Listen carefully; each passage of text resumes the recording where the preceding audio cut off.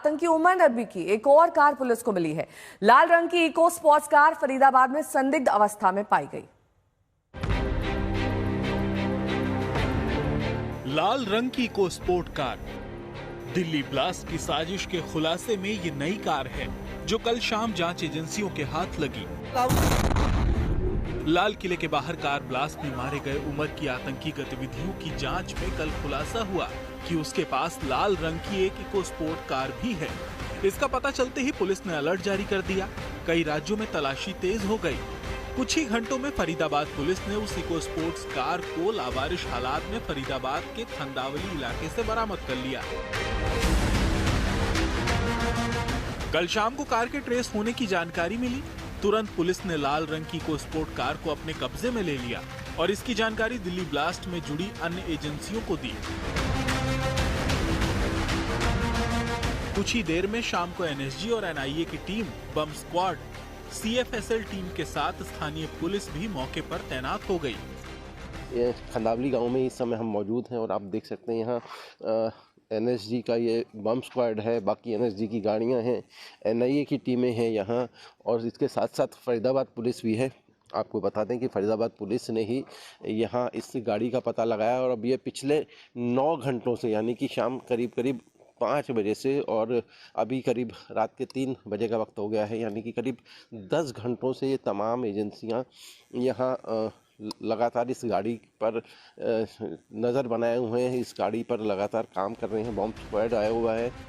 DL10CK 0458 number की ये गाड़ी साल 2017 में राजौरी गार्डन के पते पर रजिस्टर्ड हुई थी।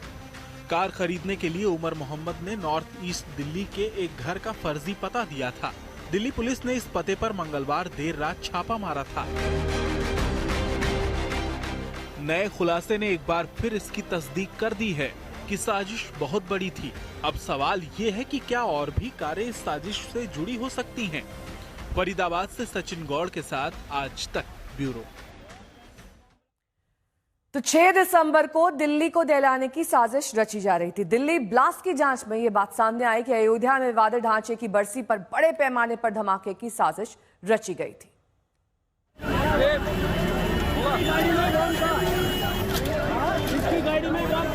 बम ब्लास्ट हुआ है लाल किले के सामने। क्या 6 दिसंबर को दिल्ली में होना था हमला? क्या साजिश का खुलासा होने से पतला प्लान? दिल्ली ब्लास्ट की जांच में एक और नया खुलासा। दिल्ली में सोमवार शाम हुए धमाके में ये नया खुलासा है। जांच एजेंसियों से मिली जानकारी के मुताबिक दिल्ली में एक तो नहीं बल्कि सीरियल ब्लास्ट की साजिश थी। साजिश 6 दिसंबर को दिल्ली में सीरियल ब्लास्ट करने की थी।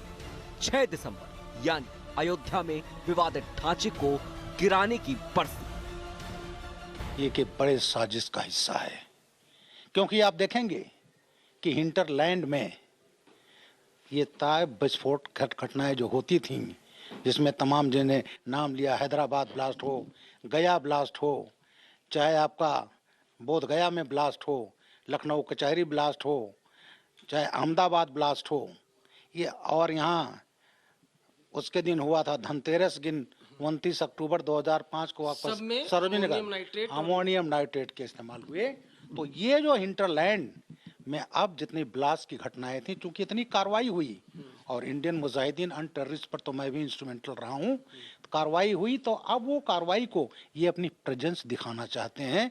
तो मैं समझता हूँ ये साजिश है कि ये कोई चीज बड़ी प्लानिंग कर रहे थे और इसको जो एजेंसी ने पकड़ा है। 6 दिसंबर को हमले की बड़ी साजिश थी, लेकिन उससे पहले ही फरीदाबाद टेरर मॉड्यूल का खुलासा हो गया। डॉक्टर उमर चकमा देने में तो कामयाब रहा, लेकिन वो ज्यादा समय तक बचा नहीं रह पाया। फरीदाबाद टेरर मॉड्यूल से जुड़े 8 आरोपी जांच एजेंसियों के हत्थे चढ़ चुके थे। जांच टीम डॉक्टर उमर को गिरफ्तार करती उससे पहले ही लाल किले की रेड लाइट पर ब्लास्ट हो गया। लाल किले के बाहर धमाका दरअसल एक फिदायीन हमला था। डॉक्टर उमर ने खुदकुश हमला करते हुए कार से खुद को उड़ा दिया। फरीदाबाद टेरर मॉड्यूल का खुलासा होने के बावजूद भी उमर मोहम्मद दिल्ली में बम धमाके करने में कामयाब रहा। उमर मोहम्मद विस्फोटक लदी कार से दिल्ली की तमाम इलाकों पर घूमते हुए लाल किला पहुंचा, दिल्ली पुलिस को भनक नहीं लगी। यहां तक कि दिल्ली पुलिस की anti terror unit special cell को बकायदा इनपुट मिला था, बावजूद इसके वो बम ब्लास्ट रोकने में नाकाम रही।